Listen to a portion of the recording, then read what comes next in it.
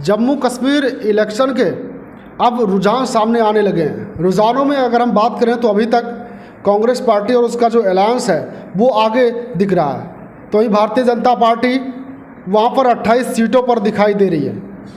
370 हटने के बाद जम्मू कश्मीर में ये पहला चुनाव है। और अगर हम नेशनल पार्टियों की बात करें तो उस लिहाज से कांग्रेस से कहीं आगे भारतीय जनता पार्टी है।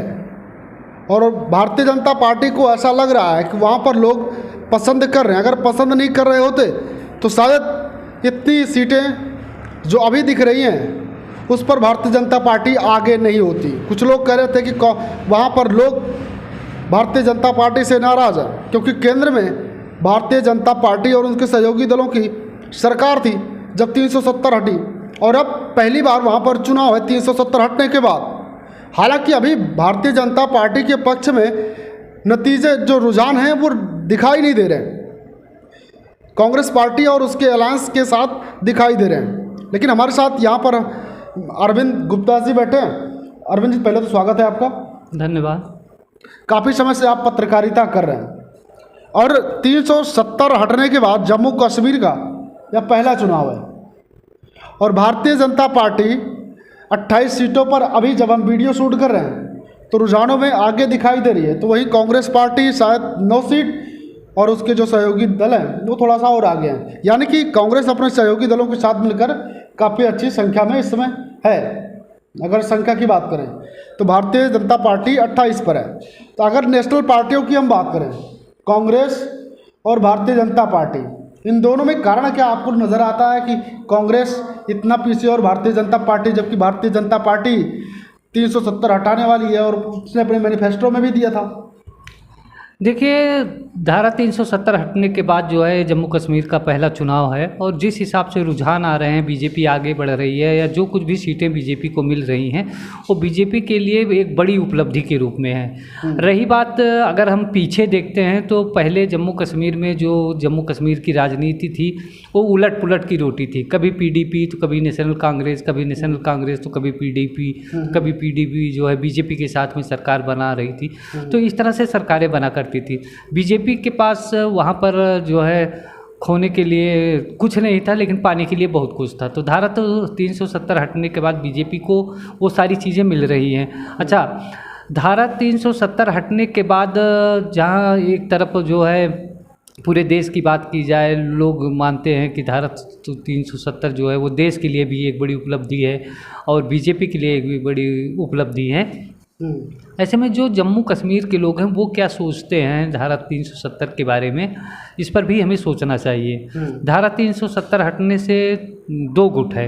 एक वो है जो धारा 370 हटने से खुश है, एक वो कट्टरपंथी लोग हैं जो नाखुश हैं। तो जो नाखुश हैं तो जाहिर सी बात है कि वो बीजेपी के अगेंस्ट जाएंगे, जो खुश हैं वो बीजेपी के पक्ष में जाएंगे।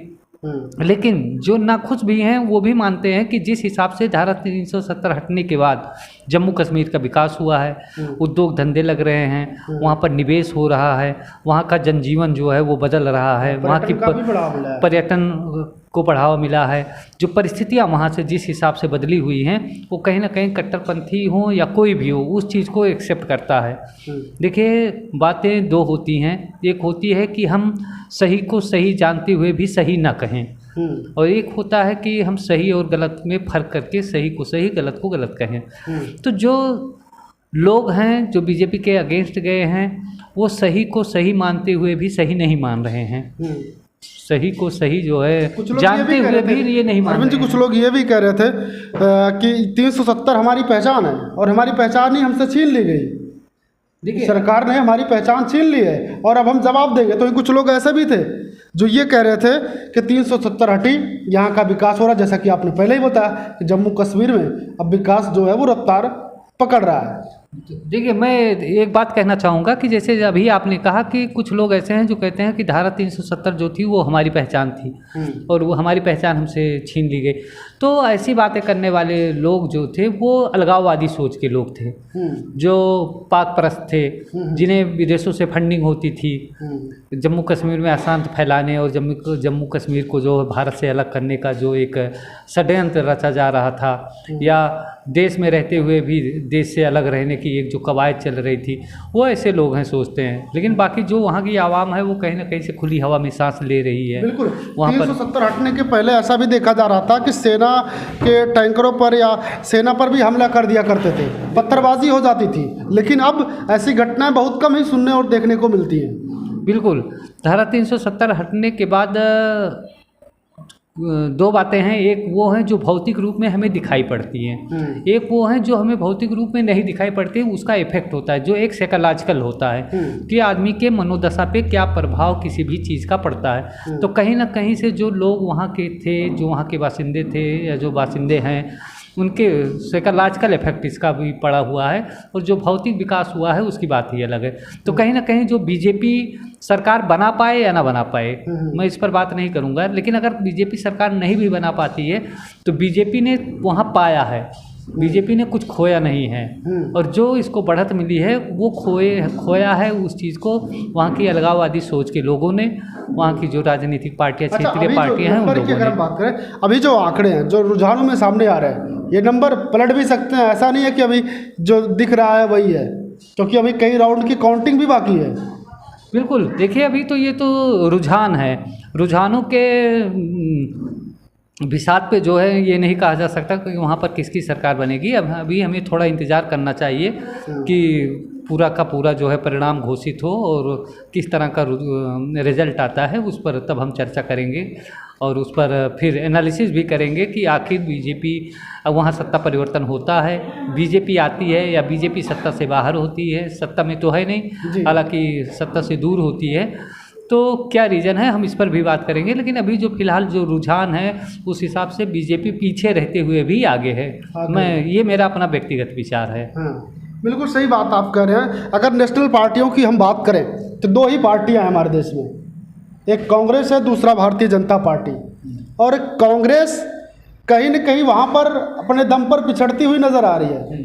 भारतीय जनता पार्टी उससे लगभग 4 गुना आगे है और कांग्रेस कहाँ पे है वो भी आप देख रहे हैं। तो कांग्रेस को भी कहीं न कहीं लोग नकार ही रहे हैं अगर देखा जाए तो। बिल्कुल। देखिए क्षेत्रीय पार्टियां जो होती हैं उनका हमेशा अपने क्षेत्र में दबदबा रहा है, लेकिन ये कांग्रेस के लिए खोने की बात है। कांग्रेस अगर पिछड़ रही है, वहाँ पे कांग्रेस पिछड़ रही है तो जाहिर सी बात है नुकसान कांग्रेस का हो रहा है। और वहाँ के लोगों ने क्षेत्रीय पार्टियों को अगर अलग कर दिया जाए तो कहीं ना कहीं कांग्रेस के मुकाबले जो है बीजेपी को पसंद किया है और उनका जो समर्थन है वो बीजेपी के पक्ष में है। बीजेपी के पक्ष में है, इसका मतलब ये हुआ कि वहाँ की जो आवाम है वो धारा 370 के समर्थन में है और वो ये मानती है कि धारा 370 की अगर समाप्ति जम्मू कश्मीर से हुई है तो वो जम्मू कश्मीर के हित में है, देश के हित में है और वहाँ की आवाम के हित में है। जी। तो अभी जो हम लोग बता रहे हैं या जो भी बात कर रहे हैं, प्रेजेंट टाइम में जो रुझान है उन रुझानों के अनुसार ही बात कर रहे हैं। जब हम ये वीडियो बना रहे हैं उस टाइम जो कुछ रुझान सामने आया, जो आंकड़े निकल के सामने आए रुझानों के अनुसार, उस पर हम बातचीत कर रहे हैं। और अगर ये अरविंद जी एक चीज़ और जानना चाहेंगे, अगर जो अभी दिख रहा है अगर यही होता है तो फिर कारण क्या हो सकता है कि लोग भारतीय जनता पार्टी को वहाँ पर सत्ता में नहीं आने देना चाहते? ठीक है, ऐसा नहीं है कि वहाँ की जो आवाम है वो ये नहीं चाहती। अगर परिणाम बीजेपी के अगेंस्ट जाता है तो इसका मतलब ये नहीं हुआ कि वहाँ के लोग जो हैं वो बीजेपी को नकार रहे हैं या धारा 370 को नकार रहे हैं। किसी भी प्रदेश का जो है वहाँ का स्थानीय मुद्दा होता है, स्थानीय समस्याएं होती हैं। कभी कभी ऐसा होता है केंद्र में रहते हुए सरकारें उस चीज़ के उस नब्ज को नहीं टटोल पाती हैं, उस पर काम नहीं हो पाता है। हालांकि बीजेपी ने जिस हिसाब से धारा 370 की समाप्ति के बाद जम्मू कश्मीर में काम किया है वो वहाँ की आवाम को पसंद आया है। तो अभी आंकड़े क्या मानते हैं, आंकड़े बदल सकते हैं? बिल्कुल, अभी शुरुआती रुझान है और रुझान के बाद रुझान के आधार पर ये नहीं कहा जा सकता कि आंकड़े यही रहेंगे। अभी आंकड़े बदल भी सकते हैं, हमें इंतज़ार करना होगा अभी। तो यहाँ पर हम बातचीत कर रहे थे जम्मू कश्मीर में जो अभी तक रुझान सामने आए हैं उन रुझानों के अनुसार क्या कुछ हो सकता है उस पर बातचीत हो रही थी। और अगर ये सारी चीज़ें रहती हैं जो अभी दिखाई दे रही हैं तो क्यों है? भारतीय जनता पार्टी क्या खो रही है, क्या पा रही है, कांग्रेस क्या खो रही है, क्या पा रही है, वो भी हमने बातचीत की। बहरहाल आप क्या सोचते हैं जम्मू कश्मीर में किसकी सरकार होगी? अभी टाइम है, लेकिन क्या सोच रहे हैं आप? कमेंट सेक्शन में जाइएगा, कमेंट कीजिएगा और कमेंट करके अपनी प्रतिक्रिया हमें ज़रूर दीजिएगा।